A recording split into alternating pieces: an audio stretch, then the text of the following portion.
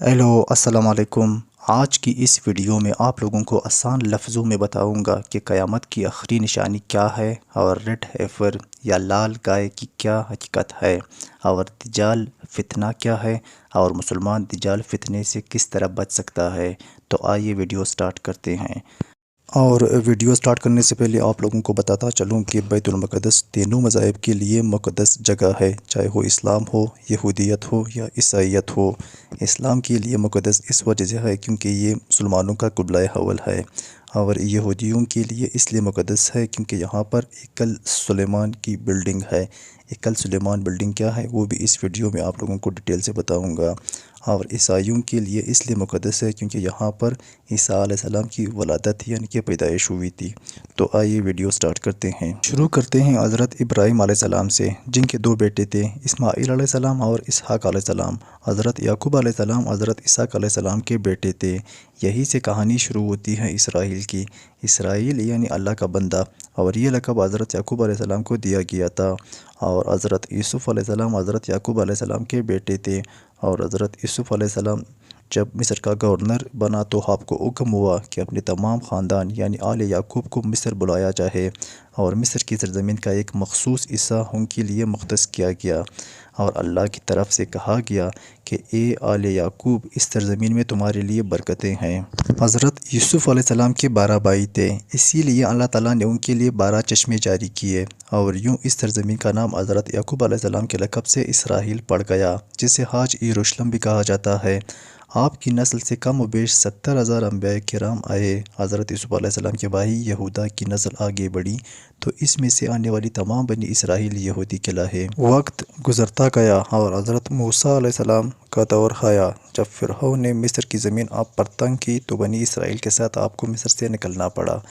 اس دوران بنی اسرائیل پر اللہ تعالیٰ کی بہت سی کرم نوازیاں بھی ہوئیں، جس میں امن و سلوہ، چشموں کی بہتات، اور وہی ہمیں ایک گائے کا ذکر بھی ملتا ہے جس کے مردے سے لوتھڑے نے اللہ کے حکم سے زندہ ہو کر اپنے قاتل کا بتایا۔ اس گائے کی نشانیاں اللہ تعالیٰ نے قرآن پاک میں بیان فرمائی ہے، جو کہ ایک سرخ مائل رنگت کی گائے تھی، اور ایسی گائے آج بھی یہودیوں کے نزدیک مقدس مانی جاتی ہے۔ حضرت موسیٰ علیہ السلام کے بعد دیگر نبی آئے۔ اسی دوران میں حضرت موسیٰ علیہ السلام اور ان کے دور کی کچھ باقیات، تورات، منع و سلوہ کا کچھ حصہ بنی اسرائیل نے ایک صندوق میں محفوظ کر لیا۔ یہ اللہ کی طرف سے حضرت آدم علیہ السلام کو دیا گیا ایک خاص صندوق تھا، جو نسل در نسل نبیوں کے پاس رہا، جس سے قرآن میں تابوت سکینہ کے نام سے پکارا گیا ہے، اور یہ یہودیوں کو اپنی جان سے بھی زیادہ عزیز ہے۔ حضرت داؤد علیہ السلام نے جب جالوت کو ہرا کر اس سے تابوت سکینہ حاصل کیا تو یوں بنی اسرائیل نے انہیں نبی تسلیم کر لیا، اور حضرت داؤد علیہ السلام نے اس صندوق کی حفاظت کے لیے ایک ہیکل تعمیر کروانا شروع کیا، جو کہ ان کی زندگی میں مکمل نہ ہو سکا۔ ان کے بیٹے حضرت سلیمان علیہ السلام نے جنوں کی مدد سے اس کو مکمل کروایا، اور اسی دوران میں آپ کی بھی وفات ہو گئی۔ اسی وجہ سے اس سے ہیکل سلیمانی کہا جاتا ہے۔ اور پھر اس کے بعد اسرائیل یا یروشلم پر عیسائیوں کے حملے شروع ہو گئے۔ سب سے پہلے بابل کے بادشاہ بخت نصر نے اسرائیل پر حملہ کیا اور ہیکل سلیمانی کو بھی گرا دیا، اور تابوت سکینہ بھی اپنے ساتھ لے گئے۔ سپرس دی گریٹ نے دوبارہ یہ شہر حاصل کیا، یہودیوں کو دوبارہ یہاں آباد کیا، اور تابوت سکینہ کو بھی واپس لایا گیا۔ ہیکل سلیمانی ایک دفعہ پھر تعمیر کیا گیا۔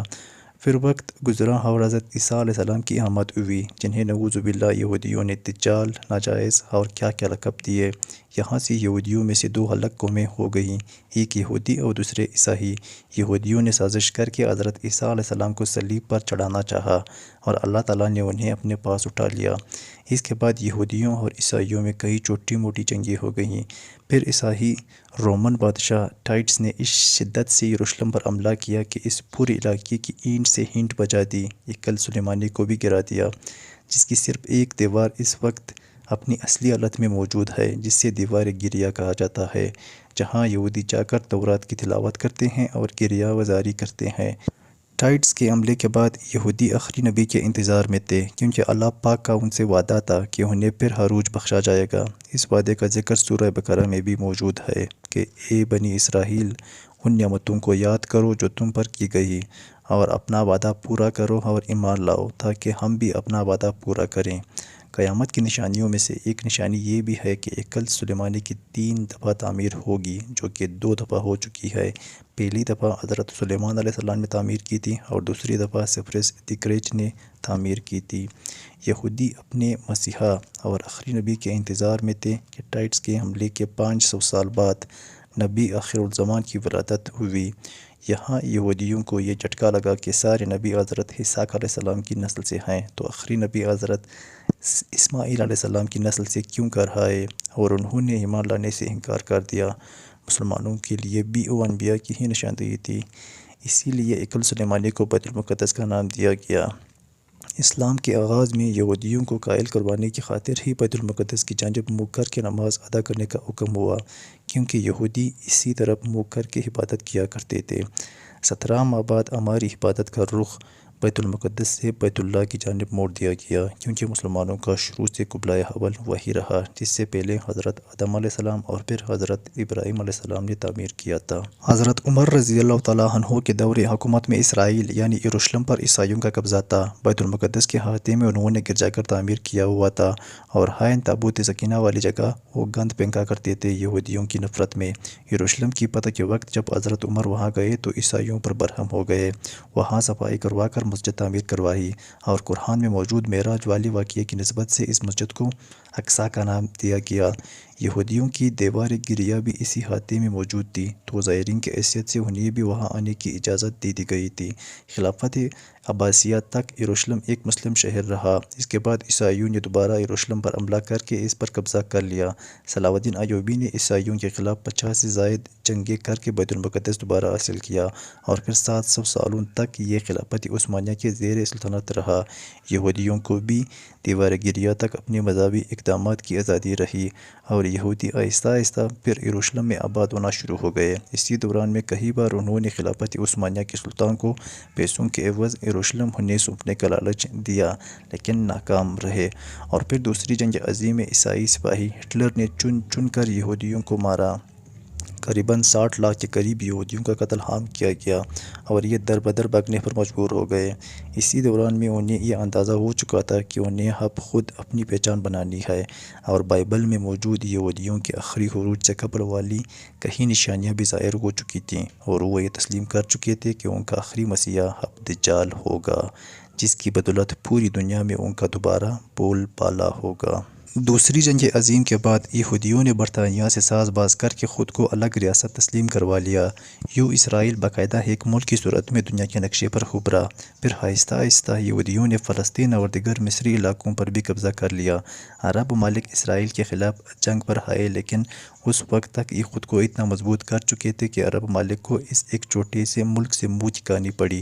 عیسائیوں نے بھی دیکھ لیا کہ اب ان سے لڑ کر کچھ اصول نہیں ہونا، تو باقاعدہ گرجا گھروں میں پادریوں نے تقریبات منعقد کی اور یہودیوں کے لیے معافی کا اعلان کیا گیا۔ یوں سیاسی اور اقتصادی مفاد پرستی نے 2000 سالوں سے ایک دوسرے کے ازلی و جانی دشمنوں کو ایک سب پر لا کھڑا کیا، اور قرآن کی بات بھی سچ ہو گئی کہ یہود اور نصارہ ایک دوسرے کے دوست ہیں۔ یہودیوں کے عقائد کے مطابق وہ ہیکل سلیمانی کی حفاظت نہیں کر پائے تو خود کو قصوروار کہتے ہیں، خود کو سزا دینے کے لیے زنجیروں اور چمڑے سے پیٹتے ہیں اور دیوار گریہ کے پاس ہاوزاری کرتے ہیں۔ وہ ایمان رکھتے ہیں تیسری بار انہیں پوری دنیا پر حکمرانی حاصل ہوگی، اس کے لیے انہیں مسجد اقصیٰ کو گرانا ہوگا، جس کی تیاری وہ کر چکے ہیں۔ کب سے مسجد اقصیٰ کے نیچے بارودی سرنگیں بچھا دی گئی ہیں۔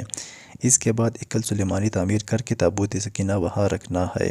لیکن مسئلہ تھا سرخ کا ہے، کیونکہ ان کے عقیدے کے مطابق وہ ناپاک ہے، اور جب تک پاک نہیں ہو جاتے ہیکل سلیمانی تعمیر نہیں کر سکتے، اور پاک ہونے کے لیے سرخ گائے کی قربانی دینا ہوگی، وہ گائے جس کی نشانیاں قرآن پاک میں بیان کی گئی ہیں، جو اس وقت بھی انہیں ڈھونڈنے میں مشکل ہوئی ہے۔ اب بھی 100 سال تک وہ ویسے گائے کی تلاش کرتے رہے۔ ٹیکنالوجی کا استعمال کرتے ہوئے بچے پیدا کرنے کا کامیاب تجربہ کیا انہوں نے، پھر اس تجربے کی بدولت ویسی نشانیوں والی گائے پیدا کرنے کی کوشش کی گئی، لیکن ناکام رہے۔ 2019 میں ایک امریکی ریاست سے 5 عدد ویسی گائیں انہیں مل گئیں، جن کے جسم پر سرخ رنگ کے علاوہ اور کوئی بال نہیں تھا۔ انہیں کبھی کام کے لیے استعمال نہیں کیا گیا تھا۔ اگلی نشانی کہ ان پر کسی بیماری کا اثر نہیں ہونا چاہیے۔ پوری دنیا میں کووڈ پھیلا کر مختلف جانوروں کے ساتھ انہیں بھی ٹیسٹ کیا گیا اور ان پر اس بیماری کا کوئی اثر نہ ہوا۔ یہودی قرب قیامت اور دجال کے ظہور والی تمام تر تیاریاں مکمل کر چکے ہیں۔ اپنے مرضی کے ڈاکٹرز اور انجینئرز پیدا کرنا، جدید ٹیکنالوجی کی مدد سے ایک جگہ ہوتے ہوئے کئی جگہ موجود رہنا، اپنے مرضی کے موسم بنانا، جب چاہو بارش برسا دینا، چند دنوں میں پوری دنیا گھوم لینا، یہ سب تجاری نشانیاں ہیں جو آج کے دور میں کوئی مشکل کام نہیں ہے۔ ہمارے اسلام میں بتائی گئی قیامت کی نشانیوں کی انہوں نے اتنی اچھی سے تیاری کر لی ہے کہ برکت کے درخت لگا دیے ہیں جو انہیں پناہ دیں گے۔ باب لد، جس جگہ حدیث کے مطابق دجال کا حضرت عیسیٰ علیہ السلام کے ہاتھوں قتل ہونے کا ذکر موجود ہے، اس جگہ وہ دجال کے فرار کے لیے ایئرپورٹ بنا چکے ہیں۔ اور دجال مشرق سے اپنے آپ کو ظاہر کرے گا، اس کا تعلق یہودی خاندان سے ہوگا، اسے عام طور پر ایک آنکھ کا اندھا بتایا جاتا ہے اور اس کی پیشانی پر لفظ کافر لکھا جائے گا۔ وہ یروشلم کو فتح کر کے پوری دنیا کا سفر کرے گا، مکہ اور مدینہ کے علاوہ ہر شہر۔ ایک جھوٹے مسیح کے طور پر بہت سے لوگ اس سے دھوکہ کھا کر اس کی صفوں میں شامل ہو جائیں گے۔ اس کی مدد شیاطین کی فوج کرے گی۔ اس کی مرضی کے سب سے زیادہ قابل اعتماد امایتی یہودی ہوں گے جن کے لیے وہ خدا کی مانند ہوگا۔ اس کی واپسی پر بہت سے کمزور ایمان والے لوگ اس کی ضد میں آئیں گے۔ اس کے آنے کے بعد ہماری بیٹیوں اور بیویوں کو گھر میں رکھنا ناممکن ہو جائے گا۔ سورہ کہف کی پہلی 10 اور آخری 10 آیات ہمیں دجال کے فتنے سے بچا سکتی ہیں۔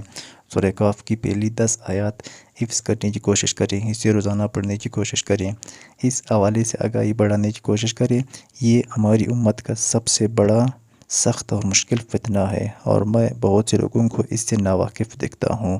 براہ کرم اس کے بارے میں جانیں اور اپنا ایمان بنانے کی کوشش کریں، کیونکہ دجال ہمارے ایمان سے کھیلنے والا ہے۔